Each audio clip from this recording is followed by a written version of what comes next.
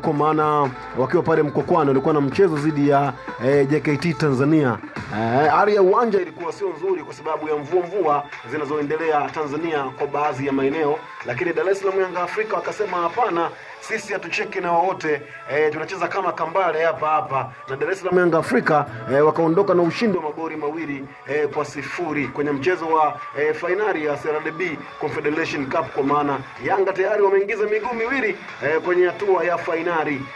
Lakini mchezo ulikuwa mzuri kweli, Clement Mzize, lakini pia Prince Mpumarelo Dube mwana mfalme, lakini pia Yanga walikuwa na Mudathiri Yahya Mzanzibari bwana, yule mtu wa urojo, lakini pia magoli ya Prince Dube na Mudathiri Yahya yanahakikisha Yanga anapata ushindi wa magoli mawili kwa sifuri na kwenda hatua ya finali. Hayo ndio mimi nimekuletea kwa siku ya leo pale Mkokwani Tanga. Lakini pia Yanga yenyewe wamejinasibu wakisema wanalitaka kombe lao la NBC Premier League, lakini pia wanataka kombe lao la shirikisho kwa maana CRDB Confederation Cup wanalichukua na wanalitaka. Sasa wote tunao shauku ya kuweza kuona tarehe 15 wanasema hawachezi, lakini jana pale Mkokwani wamecheza na wameshinda goli 2. Congratulations Dar es Salaam Yanga Afrika kwa ushindi dhidi ya JKT Tanzania. Mimi sina la ziada kwa muda huu sasa.